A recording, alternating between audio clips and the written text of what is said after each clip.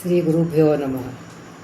ಕೃಷ್ಣಾಯ ವಾಸುದೇವಾಯ ಹರಯೇ ಪರಮಾತ್ಮನೆ ಪ್ರಣತಃ ಕ್ಲೇಶನಾಶಾಯ ಗೋವಿಂದಾಯ ನಮೋ ನಮಃ.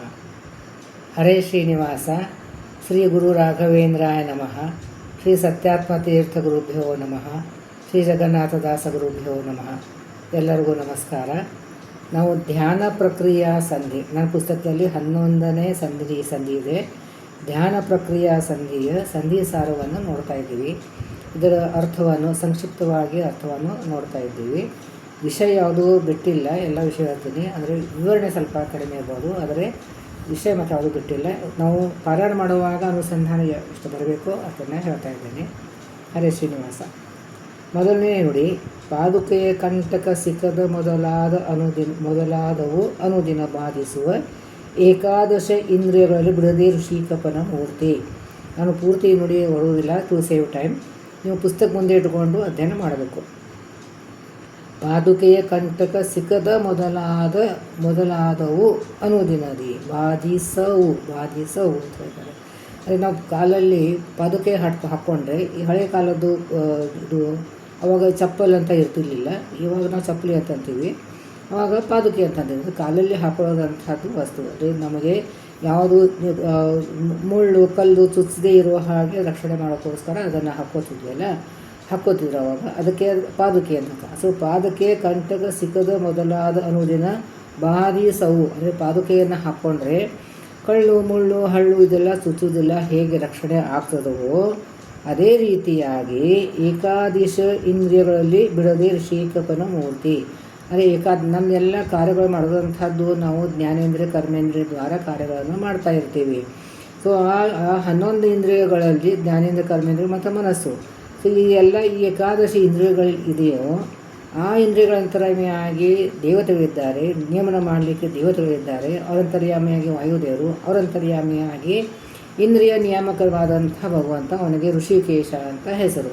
ಸೊ ಇಂದ್ರಿಯ ನಿಯಾಮಕ ಮಾಡುವಂಥ ಭಗವದ್ ರೂಪ, ಪ್ರತಿಯೊಂದು ಇಂದ್ರಿಯಗೂ ಬೇರೆ ಬೇರೆ ಭಗವದ್ ರೂಪ ಇದೆ. ಆದರೆ ಜನರಲ್ ಇಂದ್ರಿಯ ನಿಗ್ರಹ ಮಾಡುವಂಥ ಒಂದು ರೂಪ ಭಗವಂತದ್ದು, ಅದು ಋಷಿಕೇಶ ಅಂತ ಹೇಳ್ತೀವಿ. ಅದಕ್ಕೆ ನಮ್ಮ ಯಾವಾಗಲೂ ಸತತವಾಗಿ ಭಗವಂತನ ರೂಪವನ್ನು, ಈ ಋಷಿಕೇಶ ಮೂರ್ತಿಯನ್ನು ನಾವು ಚಿಂತನೆ ಮಾಡ್ತಾ ಇದ್ದರೆ ಆವಾಗ ನಮಗೆ ಈ ಏಕಾದಶಿ ಇಂದ್ರಿಯಗಳ ಬಾಧೆ ನಮಗೆ ಆಗುವುದಿಲ್ಲ ಅಂತ ಹೇಳಿ ಹೇಳ್ತಾ ಇದ್ದಾರೆ. ಸೊ ನಮಗೆ ಕಾಲಲ್ಲಿ ಹಾಕ್ಕೊಂಡು ಪಾದುಕೆಯನ್ನು ಹೇಗೆ ನಾವು ಕಲ್ಲು ಮುಳ್ಳುದಿಂದ ರಕ್ಷಣೆ ಮಾಡ್ತದೆಯೋ ಅದೇ ರೀತಿಯಾಗಿ ನಮ್ಮ ಇಂದ್ರಿಯಗಳ ನಿಗ್ರಹ ಮಾಡುವಂಥ ಭಗವಂತನ ರೂಪಗಳ ಚಿಂತನೆ ಮಾಡ್ತಾ ಇದ್ದರೆ ಬಾಧಿಸವು ಏಕಾದಶಿ ಇಂದ್ರಿಯಗಳಲ್ಲಿ ಬಿಡದೆ ಋಷಿಕಪನ ಮೂರ್ತಿ ಸಾದರದಿ ನೆನೆಯುವವನು. ಅಂದರೆ ಇಂದ್ರಿಯಗಳ ನಿಯಾಮಕರಾದಂಥ ಋಷಿಕಪನ ಮೂರ್ತಿಗಳಲ್ಲಿ ಎಲ್ಲ ರೂಪಗಳನ್ನು ಇಲ್ಲಿ ವಿಶೇಷವಾಗಿ ಋಷಿಕೇಶ ಕೊಟ್ಟಿದ್ದಾರೆ. ಇಲ್ಲದಾದರೆ ಪ್ರತಿಯೊಂದು ಇಂದ್ರಿಯಗಳಲ್ಲೂ ಭಗವತ್ ರೂಪಗಳು ಬೇರೆ ಬೇರೆ ಇವೆ. ಅದನ್ನು ನಿಯಮನ ಮಾಡುವಂಥ, ಇಂದ್ರಿಯಗಳ ನಿಯಮನ ಮಾಡುವಂಥ ಭಗವತ್ ರೂಪಗಳ ಒಂದು ಸಾದರದಿ. ಸಾದರದಕ್ಕೆ ಅಂತಂದ್ರೇನು, ಆದರ ಸಹಿತವಾಗಿ ಬರೀ ನೆನೆಸುವುದಲ್ಲ, ಆದರಪೂರ್ವಕವಾಗಿ ಭಕ್ತಿಪೂರ್ವಕವಾಗಿ ಆ ಭಗವಂತನ ಚಿಂತನೆ ಮಾಡಬೇಕು. ಅಂಥವ್ರು ಅದೇ ಏನು ಚಿಂತನೆ ಮಾಡಬೇಕು, ಎಲ್ಲ ಇಂದ್ರಿಯ ದ್ವಾರ ಭಗವಂತನೇ ಎಲ್ಲ ಕಾರ್ಯಗಳನ್ನು ಮಾಡಿಸ್ತಾ ಇದ್ದಾನೆ. ಈ ಚಿಂತನೆ ಸತತವಾಗಿ ಮಾಡಿ ಆ ಭಗವದ್ ರೂಪದ ಚಿಂತನೆ ನಾವು ಮಾಡ್ತಾ ಇದ್ದರೆ, ನೀನೇ ಮಾಡಿಸ್ತಾ ಇದ್ದೆ ಅಂತ ಅವನಿಗೆ ಕೃತಜ್ಞತೆಯನ್ನು ಸಮರ್ಪಣೆ ಮಾಡ್ತಾ ಇದ್ದರೆ, ಏನು ಅಪರಾಧಗಳ ಮಾಡಿದರೂ ಸರಿಯೇ. ಅದೇ ಭಗವಂತನ ಚಿಂತನೆ ಮಾಡಿ ಏನು ಅಪರಾಧ ಮಾಡಿದರೂ ಸರಿ ಅಂತ. ಅದೇ ನಾವು ಅಪರಾಧ ಮಾಡಲಿಕ್ಕೆ ನಮಗೆ ಒಂದು ಮುಕ್ತವಾದಂಥದ್ದು, ನಮಗೆ ಒಂದು ಅವಕಾಶ ಕೊಟ್ಟಂಗೆ ಆಯ್ತಲ್ಲ ಅಂತ ಈ ಮೇಲ್ನೋಟಕ್ಕೆ ಹಾಗೆ ಅನಿಸ್ತದೆ. ಹರಿಕಥಾಮೃತಸಾರ ನಾವು ಅಧ್ಯಯನ ಮಾಡುವಾಗ ಬಹಳ ಮೇಲ್ನೋಟದ ಎಲ್ಲ ಶಬ್ದ ಅರ್ಥಗಳನ್ನು ನೋಡ್ಕೊಂಡು ಹೋದರೆ ಅದೆಲ್ಲ ಅರ್ಥವನ್ನು ಬೇರೆ ಅಪಾರ್ಥ ಆಗಿರ್ತದೆ. ಅದಕ್ಕೆ ನಾವು ಅದನ್ನು ಆಳವಾಗಿ ತಿಳ್ಕೊಬೇಕು. ದಾಸರು ನಮಗೆ ಏನು ಹೇಳಲಿಕ್ಕೆ ಬಯಸ್ತಾ ಇದ್ದಾರೆ ಅದು ಒಂದು ದೀರ್ಘವಾಗಿರೋ ಸರಿಯಾಗಿ ತಿಳ್ಕೋಬೇಕು ಅಂತ. ಅಂದರೆ ಇಲ್ಲಿ ಏನು ಅಪರಾಧಗಳು ಮಾಡಿದರೂ ಸರಿಯೇ, ಈ ಶಬ್ದದ ಅರ್ಥ ನಾವು ಹೇಗೆ ತಗೋಬೇಕು ಅಂತಂದರೆ, ಈ ಸಜ್ಜನರು ಇರ್ತಾರೆ, ಅಪರೋಕ್ಷ ಜ್ಞಾನಿಗಳು ಇರ್ತಾರೆ. ಅವರು ಏನೋ ಒಂದು ಒಂದು ಪ್ರಾರಬ್ಧ ಕರ್ಮಾನುಸಾರವಾಗಿ ಏನೋ ಒಂದು ಅಪರಾಧಗಳು ಮಾಡಿರ್ತಾರೆ. ಆ ಅಪರಾಧ ಮಾಡೋಕ್ಕೆ ಅಪರೋಕ್ಷ ಜ್ಞಾನಿಗಳಂತಂದರೆ ಅವ್ರ ಬಿಂಬರೂಪಿ ಪರಮಾತ್ಮನ ದರ್ಶನ ಆಗಿರ್ತದೆ. ಅವರಿಗೆ ಮೋಕ್ಷ ಸಿಗೋದು ಗ್ಯಾರಂಟಿ. ಆದರೂ ಇನ್ನೂ ಇಲ್ಲೇ ಇರ್ತಾರೆ, ಅವ್ರಿಗೆ ಜೀವನ್ ಮುಕ್ತರು ಅಂತ ಹೇಳ್ತೀವಿ. ಅವರು ಇನ್ನೂ ಸಾಧನೆ ಮಾಡ್ತಾ ಇರ್ತಾರೆ. ಮತ್ತು ಹಂಗಾರೆ ಅವ್ರಿಗೆ ಅಪರೋಕ್ಷ ಜ್ಞಾನ ಗ್ಯಾರಂಟಿ ಅಂದಮೇಲೆ ಪಟ್ಟು ಬಿಡಬೇಕಲ್ಲ, ಯಾಕಿನ್ನೂ ಇಲ್ಲೇ ಇದ್ದಾರೆ ಅವರು. ಸಾಕಷ್ಟು ಜನ ಎಲ್ಲ ತುಂಬ ಜನ ಇರ್ತಾರೆ. ಯಾಕಂದರೆ ನಮ್ಮಂಥವ್ರಿಗೆ ಒಂದು ಮಾರ್ಗದರ್ಶನ ಮಾಡೋಕ್ಕೋಸ್ಕರ ಅವ್ರು ಇರ್ತಾರೆ ಇಲ್ಲಿ ಒಂದು. ಆಮೇಲೆ ಅವರು ಇನ್ನೂ ಸಾಧನ ಇನ್ನೂ ಹೆಚ್ಚೇ ಆಗಬೇಕು, ಪ್ರಾರಬ್ಧ ಕರ್ಮ ಕಳಿಬೇಕು. ಭಗವಂತ ನಮ್ಮ ಅಪರೋಕ್ಷ ಜ್ಞಾನ ಆದ ತಕ್ಷಣ ಸಂಚಿತ ಕರ್ಮ ಆಗಾಮಿ ಕರ್ಮಗಳನ್ನು ನಾಶ ಮಾಡ್ತಾನೆ. ಅದೇ ಪ್ರಾರಬ್ಧ ಕರ್ಮ ನಮಗೆ ಕೊಡ್ತಾನೆ.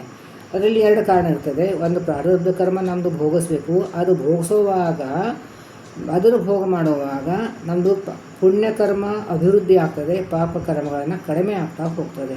ಅದಕ್ಕೋಸ್ಕರ ಆವಾಗ ಈ ಅಪರೋಕ್ಷ ಜ್ಞಾನ ಆದ ಮೇಲೆ ನಮಗೆ ಏನು ಪಾಪಗಳು ಮಾಡಿ ಕೂಡ ಸರಿ, ಅದು ನಿರೋಧ ಗೈಸವು ಮೋಕ್ಷ ಮಾರ್ಗಕ್ಕೆ. ಅದು ನಮಗೆ ಮೋಕ್ಷ ಮಾರ್ಗಕ್ಕೆ ನಿರೋಧ ಆಗೋದಿಲ್ಲ, ಅದನ್ನು ನಮಗೆ ಬಾಧೆ ಆಗೋದಿಲ್ಲ. ಯಾಕೆ ಅಂತಂದರೆ ಈ ಭಗವಂತನ ಸಂಕಲ್ಪ ಅಪರೋಕ್ಷ ಜ್ಞಾನ ಆದಮೇಲೆ ನಮ್ಮ ಕಡೆಯಿಂದ ಏನೋ ತಪ್ಪು ಆದರೂ ಕೂಡ ಅದರ ಪಾಪ ಕರ್ಮ ಬರಬೇಕಲ್ಲ.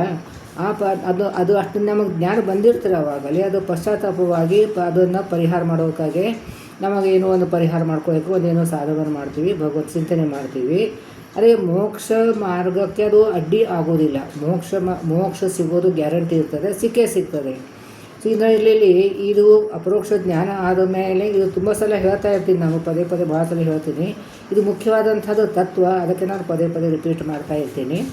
ಇಂಥದ್ದು ಅಪರೋಕ್ಷ ಜ್ಞಾನ ಆದಮೇಲೆ ಮಾಡಿದಂತಹ ತಪ್ಪುಗಳನ್ನು ಮಾಡಿದರೆ ನಾವು ಮನುಷ್ಯರಿಗೆ ಏನಾಗ್ತದೆ, ನಮ್ಮ ಮೋಕ್ಷದಲ್ಲಿ ಸಿಗುವಂಥ ಒಂದು ಸುಖದ ಅನುಭವ, ಜ್ಞಾನ ಮತ್ತು ಆನಂದದ ಸುಖದ ಅನುಭವ ಏನಿದೆ ಅದು ಸ್ವಲ್ಪ ಕಡಿಮೆ ಆಗ್ತದೆ.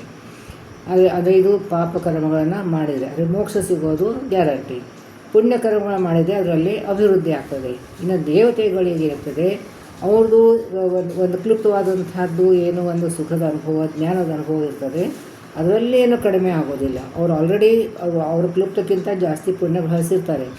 ಆ ಎಕ್ಸ್ಟ್ರಾ ಬೋನಸ್ ಪಾಯಿಂಟ್ಸ್ ಏನು ಅವ್ರು ಗಳಿಸಿರ್ತಾರೆ ಅದರಲ್ಲಿ ಸ್ವಲ್ಪ ಕಡಿಮೆ ಆಗ್ತದೆ. ಆದರೆ ಇವ್ರದ್ದು ಕ್ಲುಪ್ತವಾದಂಥದ್ದು ಅಂತಂದರೆ ಅವ್ರಿಗೆ ಅದಕ್ಕೆ ಸಲುವಾಗಿ ಎಷ್ಟು ಜ್ಞಾನವನ್ನು ಸಿಗಬೇಕು ಅದನ್ನು ಫಿಕ್ಸ್ ಇರ್ತದಲ್ಲ, ಅದರಲ್ಲಿ ಕಡಿಮೆ ಆಗೋದಿಲ್ಲ.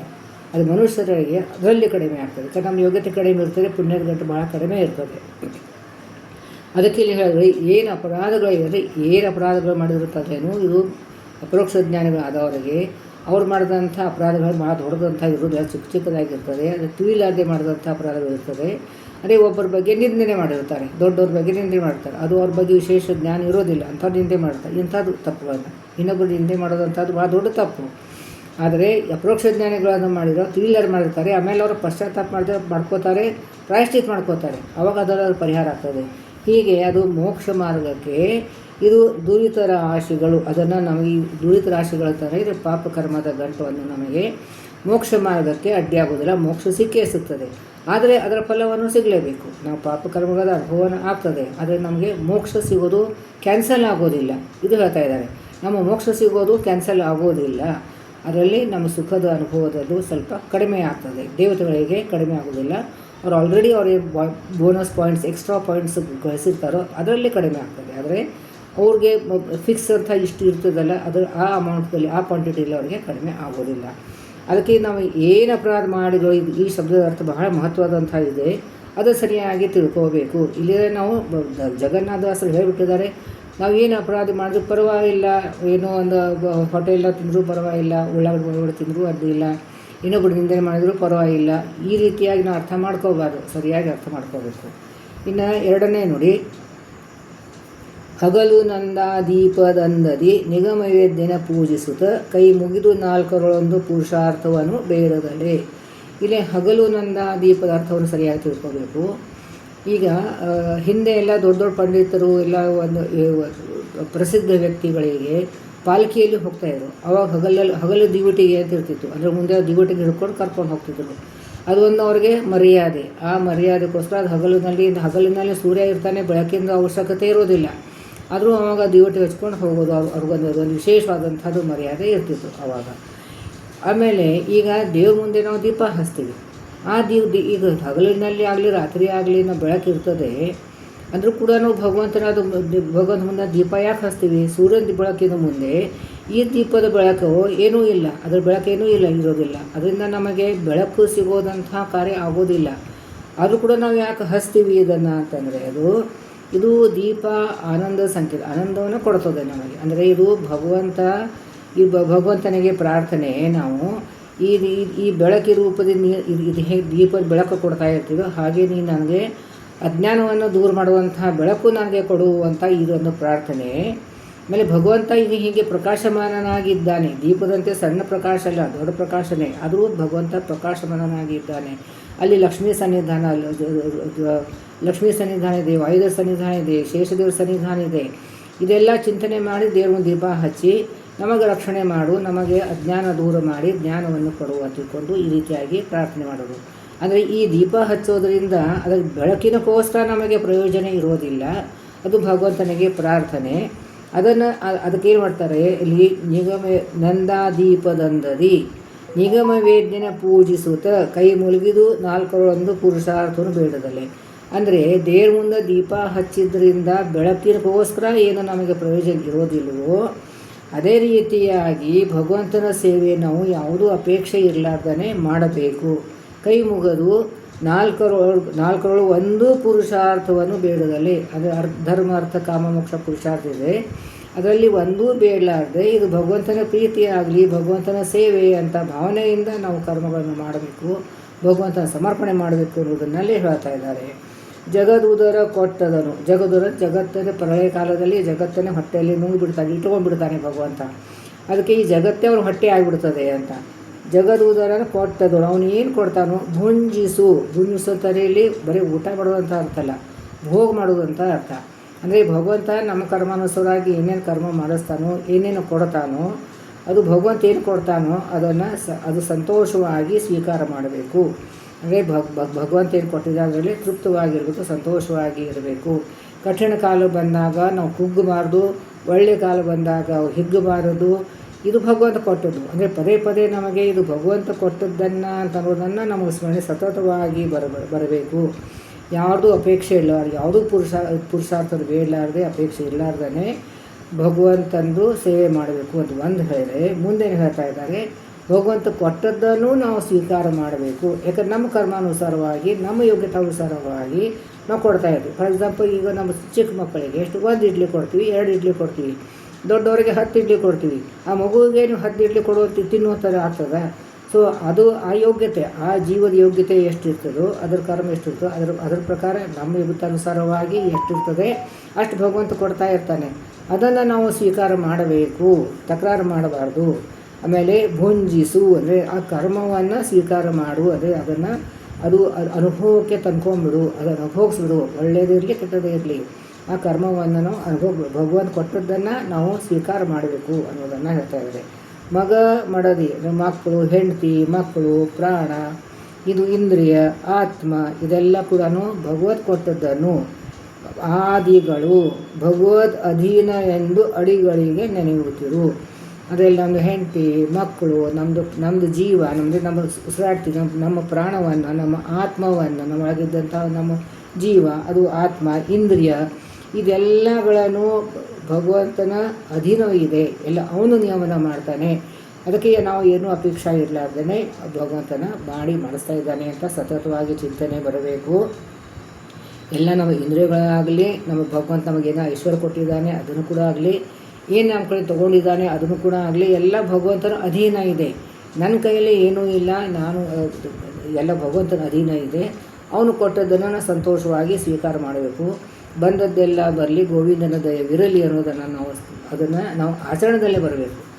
ಉಪನ್ಯಾಸ ಮಾಡೋರು ಅದು ಆಚರಣೆ ತರ್ತಾರೆ ಅಂತಲೇ ಇರೋದಿಲ್ಲ. ಅದೇ ನಾವು ಅದನ್ನು ಪ್ರಯತ್ನ ಪಡಬೇಕು. ನಾನು ಹೇಳ್ತೀನಿ ಅಂತಂದರೆ ನಾನು ಅದನ್ನು ಪ್ರಯತ್ನ ಪಡ್ತಾ ಇದ್ದೀನಿ. ಅದನ್ನೇ ಭಗವಂತನ ಏನು ಕೊಟ್ಟದ್ದನ್ನು ಸಂತೋಷವಾಗಿ ಸ್ವೀಕಾರ ಮಾಡಬೇಕು.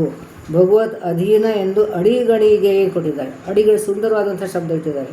ಅಡಿಗಡಿಗೆ ಅಂತಂದರೆ ಪ್ರತಿಯೊಂದು ಕ್ಷಣಕ್ಕೂ ಒಂದು ಊಟ ಮಾಡುವಾಗ ಭಗವಂತ ನೀವು ಕೊಟ್ಟದ್ದು, ಕೆಲಸ ಅಡುಗೆ ಮಾಡುವಾಗ ಭಗವಂತ ಇದೆಲ್ಲ ಪದಾರ್ಥ ಇದನ್ನು ಇದು ನೀವು ಕೊಟ್ಟದ್ದನ್ನು, ಅಡುಗೆ ಮಾಡಲಿಕ್ಕೆ ನಾನು ಅಡುಗೆ ಮಾಡಿದ್ದು ಅನ್ನೋಕ್ಕಿಂತಲೂ ನಾನು ಮಾಡುವಂಥ ಶಕ್ತಿ ಬುದ್ಧಿ ಭಗವಂತ ನೀಡಿದ್ದಾನೆ. ಒಳಗಡೆ ನಿಂತ್ಬಿಟ್ಟು ಅವನು ಮಾಡಿಸ್ತಾ ಇದ್ದಾನೆ. ಇದು ಪ್ರತಿಯೊಂದು ಕೆಲಸ, ಒಂದು ಕಸ ಗುಡಿಸೋದಾಗಲಿ, ದೇವ್ರ ಪೂಜೆ ಮಾಡೋದಾಗಲಿ, ಪ್ರತಿಯೊಂದನ್ನು ಇದನ್ನು ಇದು ನಂದು ಅಲ್ಲ, ಇದು ನೀನು ಕೊಟ್ಟದ್ದು, ನೀನು ನಿಂತು ಮಾಡಿಸ್ತಾ ಇದೆಯಾ, ಎಲ್ಲ ನಿನ್ನ ಅಧೀನವಿದೆ. ಇವು ಈ ಲೌಕಿಕದಲ್ಲಿ ಬೇಕಾಷ್ಟು ನೋಡ್ತೀವಿ, ಎಷ್ಟೋ ಸರ್ತಿ ಯಾರ ಕಡೆ ಎಷ್ಟೆಷ್ಟೋ ಐಶ್ವರ್ಯ, ದುಡ್ಡಿನ ಐಶ್ವರ್ಯ ಇರ್ತದೆ. ಒಮ್ಮೆಲೆ ಝರದ ಮೇಲೆ ಇರ್ತಾರೆ, ಝರದ ಕೆಳಗಡೆ ಇರ್ತಾರೆ, ಕೆಲವರು ಅಷ್ಟಕ್ಕೆ ಇರ್ತಾರೆ. ಸೊ ಎಲ್ಲನೂ ನಮ್ಮ ಅಧೀನ ಇದ್ದರೆ ಯಾರೂ ಅಷ್ಟು ದುಡ್ಡು ಕಳ್ಕೊಳ್ತಿರ್ಲಿಲ್ಲ, ಅಥವಾ ನಾವು ಹೆಲ್ತ್ ಕಳ್ಕೊತಿರ್ಲಿಲ್ಲ, ಅಥವಾ ಮಕ್ಕಳು ಕಳ್ಕೊತಿರ್ಲಿಲ್ಲ, ನಮ್ಮವ್ರನ್ನ ಕಳ್ಕೊತಿರ್ಲಿಲ್ಲ. ಇದು ಕಳ್ಕೊತೀವಿ ಅಂತಂದರೆ ಅದು ನಮ್ಮ ಅಧೀನದಲ್ಲಿ ಇಲ್ಲ ಅನ್ನೋದನ್ನು ನಾವು ದಿನನಿತ್ಯ ನೋಡಿ ಸುತ್ತಮುತ್ತ ನೋಡಿ ನಾವು ಕಲಿಬೇಕು ಅದನ್ನು. ಅದಕ್ಕೆ ಅವನ ಅಡಿಗಡಿಗೆ ಅಂದರೆ ಪ್ರತಿ ಕ್ಷಣಕ್ಕೂ ನೆನೆಸ್ಕೋತಿರಬೇಕು. ಇದು ಎಲ್ಲ ಭಗವಂತನ ಅಧೀನ ಇದೆ, ಅವನೇ ಮಾಡಿ ಬರೆಸ್ತಾ ಇದ್ದಾನೆ. ಅವನು ಕೊಟ್ಟದ್ದನ್ನು ಸಂತೋಷವಾಗಿ ಸ್ವೀಕಾರ ಮಾಡಬೇಕು ಅನ್ನೋದನ್ನು ನಾವು ಕಲಿಬೇಕು ಅಂತ ಹೇಳಬೇಕು. ಅದಕ್ಕೆ ಇದನ್ನು ದೀಪದ ಒಂದು ಉದಾಹರಣೆ ಕೊಟ್ಬಿಟ್ಟು ಹೇಳಿದ್ದಾರೆ.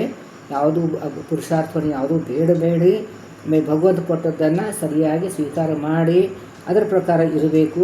ಅಡಿಗಡಿಗೆ ಪ್ರತಿಯೊಂದು ಗಳಿಗೆ ನಾವು ಅದನ್ನು ಭಗವಂತನ ಸ್ಮರಣೆ ಮಾಡಬೇಕು ಅನ್ನೋದನ್ನು ಇಲ್ಲಿ ಹೇಳ್ಕೊಳ್ತಾ ಇದ್ದಾರೆ.